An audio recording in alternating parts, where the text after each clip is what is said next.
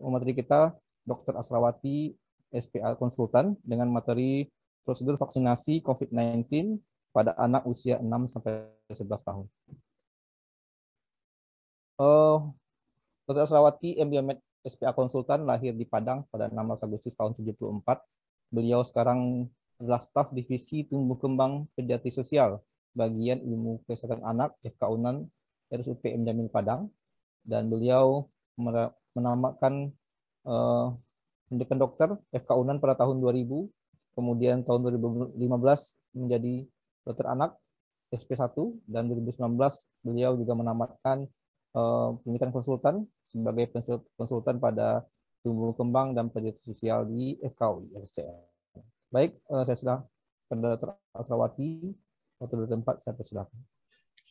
Terima kasih Dr. Ronald.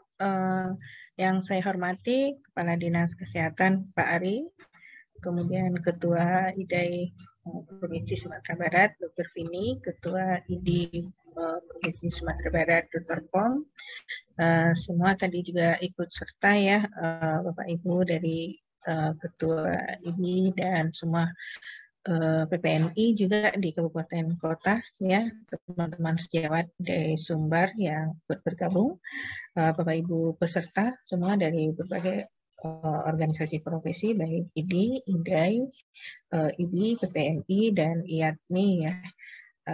Baik, saya mencoba mempresentasikan ya, mungkin sudah tidak asing lagi ya, kaitan dengan prosedur karena sehari-hari vaksinator ya, kerjaannya hari-harinya seperti ini. Sepertinya kalau sudah dalam keadaan emergensi pun sudah bisa langsung ya melakukannya.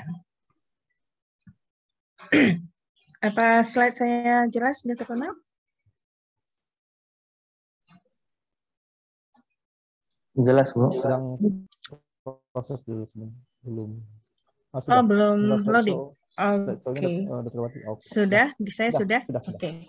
Baik, ya, tentang prosedur vaksinasi COVID pada anak 6 sampai 11 tahun ini sebenarnya hampir sama ya.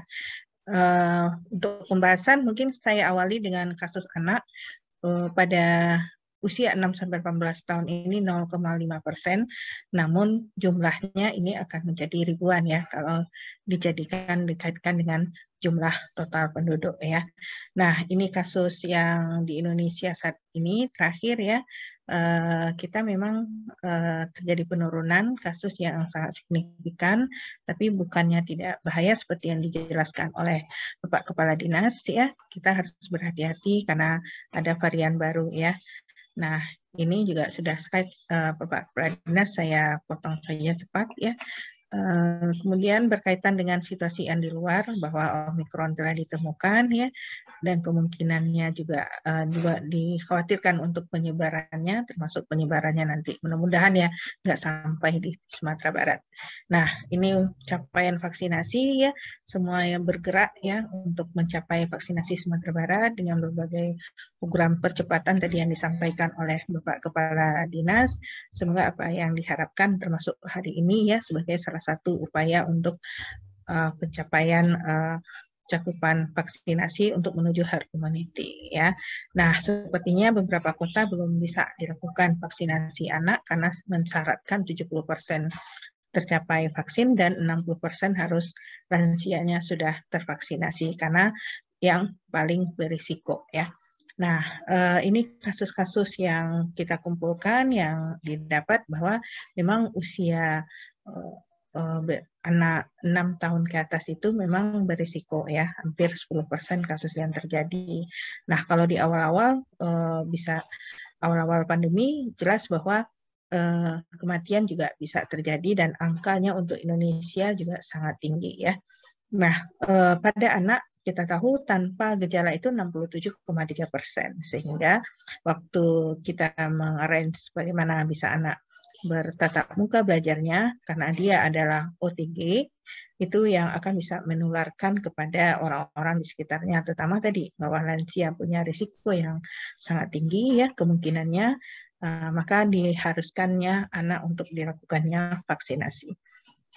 Nah, tadi kita waktu di awam sangat dinamikanya sangat tinggi sekali karena kita menyadari juga bahwa anti vaksin di Sumatera Barat juga cukup tinggi, jadi para nakes mungkin bisa hal-hal yang kita sampaikan lebih bersifat untuk bagaimana mengedukasi, mengadvokasi orang tua, ya, terutama untuk melakukan anaknya vaksin di sekolah nantinya. Nah, mulai kita edukasi dengan melalui manfaat, keamanan, efikasi dari vaksin. Ya, bahwa manfaatnya yang pertama itu adalah melindungi anak dari gejala berat, ya. Kemudian mencegah dan mengendalikan COVID-19, mengintervensi pandemi ini, dan ini yang mempunyai hemat biaya, ya. Kita tahu kita setelah berhasil dalam polio misalnya, ya, kemudian dalam mengendalikan penyakit infeksi menular lainnya. Nah, berkontribusi untuk membentuk herd immunity. Nah, dari beberapa penelitian jelas ya bahwa melindungi anak dari gejala COVID ini, ya, banyak jurnal yang mengatakan bisa, ya, mengurangi gejala berat yang terjadi pada anak. Kemudian juga pada beberapa penelitian dikatakan, ini salah satu contohnya, bahwa vaksin itu aman, ya, dan bisa menjaga kejadiannya. Ya. Nah, untuk penyebaran, ya, virus coronavirus ini, jadi kalau misalnya kita lakukan vaksinasi, maka dia sangat hemat, ya, hemat untuk daripada kita mengobati, ya, mencegah lebih baik daripada COVID, ya. Dan kemudian dari data ini juga bahwa orang tua, ya, harus melihat bagaimana penerimaannya. Rata-rata memang ada sebagian yang setuju, ada yang tidak, tapi tetap kita jelaskan bahwa herd immunity itu tidak akan bisa dicapai sendiri, tapi sama-sama harus melakukan vaksinasi karena untuk capaian COVID threshold-nya untuk herd immunity itu berada di minimal 70%, ya. Nah, untuk bisa lihat beberapa negara yang bagus udah bebas, ya, angka kesakitannya kurang, rujukannya kurang, ya, kemudian orang sudah banyak juga bisa bebas berkegiatan di luar. Nah, untuk keamanan, ya, dan toleransi dan imunogenicity-nya bahwa vaksin COVID-19 ini dibuktikan aman, sebenarnya sudah di pengujiannya sejak usia 3 tahun, ya. Walaupun izin yang kita terima saat ini baru mencapai pada usia 6 tahun. Jadi diuji terutama pada dilakukan klinis pada sehat, ya. Nah, ini, ya, izin dari Badan POM, kemudian ada PMK tentang pelaksanaan vaksinasi usia 6 sampai 11 tahun ini, dan sudah mendapat rekomendasi dari ulama, ya, izin vaksinnya, ya, halal, ya, dan khusus juga pada beberapa penelitian efektif vaksin ini memang sangat dibuktikan sangat bagus. Ini kita bisa lihat bagaimana kasus menjadi sangat turun ketika mendapat vaksin, ya. Karena vaksin yang diberikan saat ini yang direkomendasikan pemerintah Indonesia maupun rekomendasi Ikatan Dokter Anak Indonesia adalah vaksin Sinovac, ya, dan itu adalah vaksin inaktif, ya, yang telah diuji klinis, ya, untuk fase 1 dan fase 2 dan hasilnya aman dan meningkatkan kekebalan dan efikasi yang baik. Nah, keamanan dan ini, ya, dengan KIPI yang rendah, ya, dan itu tidak ada yang memerlukan rawatan. Jadi hanya KIPI ringan yang terjadi. Nanti bagaimana KIPI nanti diterangkan oleh Dr. Inang. Nah, dengan efikasi yang cukup, ya, 65,3%, kemudian di beberapa di negara lain bahkan ada yang di atas 90%, dan efektivitas juga, ya, dan mencapai 96 sampai 98% setelah 1 bulan setelah vaksinasi kedua, ya. Nah, laporan KIPI seperti yang di awal saya terangkan itu sangat minim dan presentasinya juga sangat rendah ya. Nah, bagaimana prinsip pelaksanaannya? Tentu mengacu kepada prinsip pelaksanaan sebagai pedoman pelaksanaan kegiatan di puskesmas ya, atau di rumah sakit lainnya yang dikeluarkan oleh Kementerian Kesehatan. Nah, karena ini Sinovac ya, dan telah dicoba juga pada usia 12 sampai 17 tahun kemarin ya, kita beranggapan bahwa karena ini anaknya lebih kecil gitu ya, perlu lagi kita sama-sama bergandengan tangan untuk mensosialisasikan dan mengajak untuk orang tua, guru ya, dan mungkin juga keluarga kita sendiri ya untuk melakukan vaksinasi ini. Nah, pemberian vaksinasi ya tidak mengganggu pelayanan ya, kemudian tetap melakukan penapisan, screening dengan guideline yang sudah ditetapkan ya. Nah, bagaimana apa yang tidak bisa, mungkin ini sering diperlukan bagi tenaga kesehatan yang perlu mendapatkan perhatian khusus ya, sebaiknya kita lakukan di rumah sakit ya. Dan memang sudah beberapa hari-hari terakhir ini kita selalu nih datang, sebenarnya pasien memang untuk meminta tidak diimunisasi ya atau vaksinasi, tapi akhirnya mau ya setelah kita jelaskan. Nah, pada kasus-kasus defisiensi imun primer ya, penyakit autoimun tidak terkontrol, anak yang menjalani kemoterapi atau yang sedang demam ya, atau penyakit-penyakit kronik lainnya yang belum terkendali, sebaiknya dipastikan dulu kondisinya. Begitu juga penyakit diabetes, gangguan pendarahan, pasien transplantasi, reaksi alergi berat, dan lain-lain ya. Itu perlu dikonsulkan ke DPJP terkait. Nah, yang tidak boleh itu hanya reaksi anafilaksis ya, yang terhadap komponen vaksin dan vaksinasi sebelumnya. Kemudian penyakit sindrom Guillain-Barré ya, kemudian mendapatkan imunosupresan dan sedang dirawat itu tidak bisa diberikan. Nah, ketika misalnya tadi kita temukan demam, ada penyakit defisiensi imun, kanker, penyakit kronik dan lainnya, dianjurkan untuk berkonsultasi ke dokter, terutama dokter yang merawatnya atau DPJP-nya. Nah, pemberian vaksinasi ini kami seperti yang dijelaskan oleh Dr. Vini, tidak hanya dihimbau untuk mendampingi ya, melakukan pendampingan, tapi juga turut membantu melakukan imunisasi kejar, karena selama 2 tahun pandemi ini banyak yang tertunda imunisasinya ya, sehingga tidak lengkap, dan tentu kalau tidak lengkap ya, pembentukan antibodi protektif untuk melindungi penyakit tersebut juga tidak optimal ya. Nah, untuk anak-anak yang komorbid tadi atau menderita COVID ya, dicek kesehatannya secara keseluruhan ya oleh dokter DPJP, dan bagi yang berat itu kita tunda 3 tahun ya, bagi yang ringan cukup ditunda 1 bulan saja. Ini juga menjadi protokol ya untuk dewasa sama ya. Kemudian untuk anak khususnya harus kita tanyakan apa vaksin terakhir yang dia dapat, karena pada masa anak masih ada program pemerintah rutin yaitu BIAS ya, yang mungkin juga tertunda atau memang sudah diberikan ya. Banyak orang tua kadang kalau yang mengerti vaksin sudah mengejar vaksinasi BIAS di beberapa rumah sakit ya untuk dilakukan. Nah, ini form screening yang ditetapkan untuk screening usia 6-11 tahun ini untuk identitas sama ya, data-data yang diambil tadi ada bawa KK ya.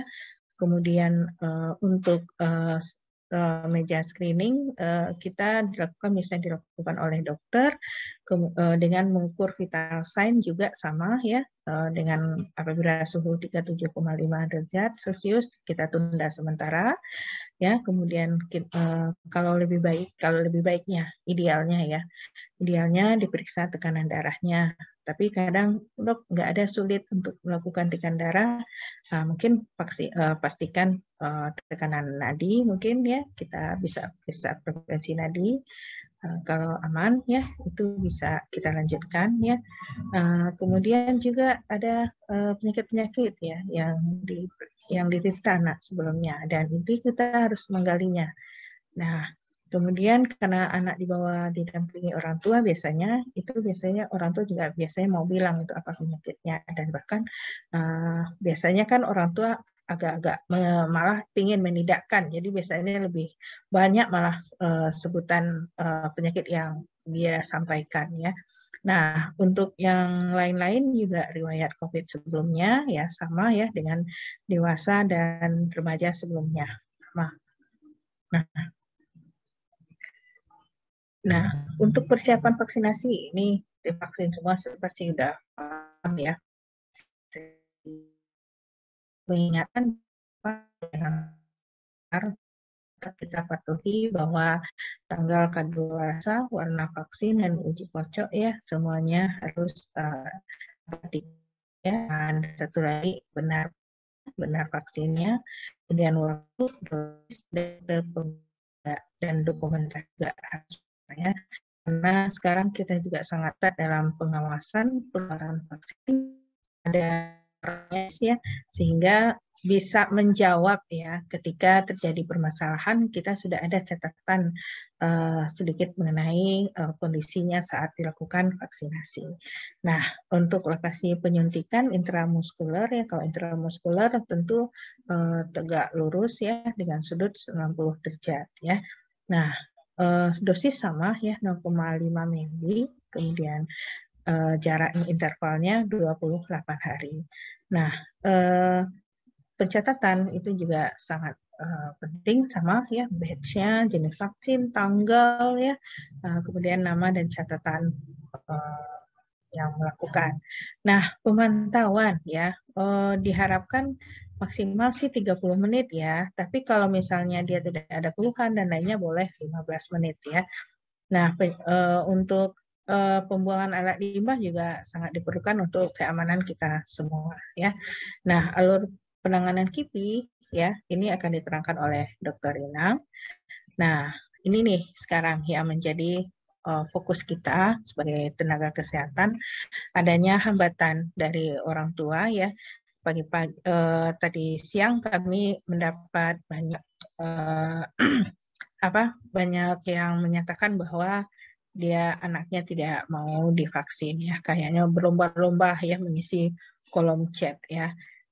Di sini peranan kita nakes bagaimana mengatasi hal ini, tentu berbagai informasi ya, edukasi yang harus diperbanyak, dan kemudian kita juga secara personal ya, baik yang datang ke praktek, ke klinik, ke rumah sakit, juga tidak bosan-bosannya untuk melakukan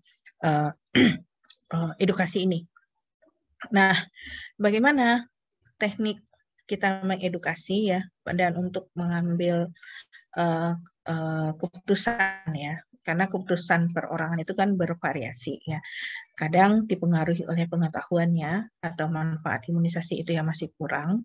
Kemudian memang identitas advokasi kita yang mungkin masih kurang, atau keterampilan komunikasi tenaga kesehatan kita ya juga misalnya belum optimal. Kemudian adanya kesulitan akses layanan atau kesibukan, belum sempat dan cuma lihat WA yang terima forward video yang berbagai macam, yang menolak vaksin ya, mungkin pernah mengalami sesuatu yang tidak nyaman di masa lalu ya, atau mendapat pelayanan yang kurang bagus ya, atau keterlambatan kita misalnya, dan lain-lain ya, banyak informasi salah, dan baru saja nih belum di launching kalau nggak salah saya sudah banyak video yang beredar ya, sehingga kecepatan mereka bekerja juga lebih cepat.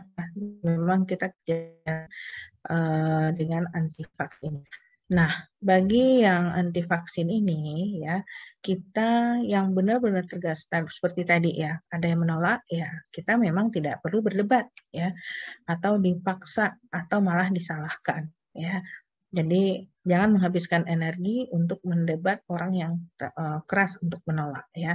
Tapi yang ragu itu yang kita manfaatkan atau yang kita advokasi, edukasi lagi, sehingga apabila tersentuh ya dengan memberikan dampaknya, manfaatnya ya, impaknya ke depan, mudah-mudahan tersentuh ya.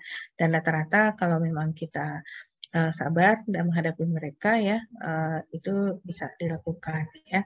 Nah, kemudian pesan-pesan singkat ini yang berulang-ulang bisa lewat WA ya, kemudian Telegram atau media-media lainnya. Sekarang kan kita masing-masing misalnya ada Instagram, baik yang Instagram personal maupun Instagram organisasi profesi, sebaiknya juga serentak nanti memberikan bersama-sama banyak sekali edukasi-edukasi baik dalam bentuk leaflet, video-video singkat ya, baik nih dari IDAI, IBI ya, kemudian PNI juga bisa ya, semua kita bergerak sehingga yang komponen pesannya bahaya penyakit yang bisa menyerang bayi dan anak, kemudian manfaat imunisasi, dan jadwal, kemudian layanannya seperti apa. Sehingga lama-lama kita juga bisa membardir dengan pesan-pesan, mudah-mudahan mau dilakukan vaksinasi.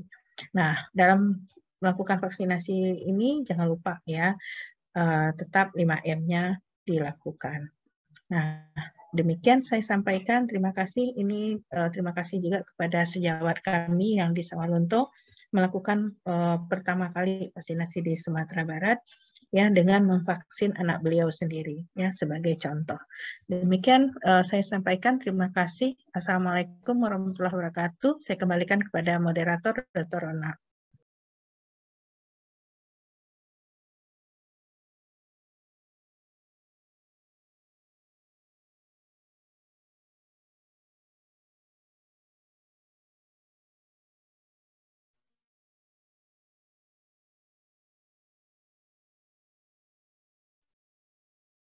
Terima kasih atas sudah menyampaikan materi yang sangat menarik ya bagi kita ya, terutama tentang prosedur vaksinasi pada anak usia 6-11 tahun.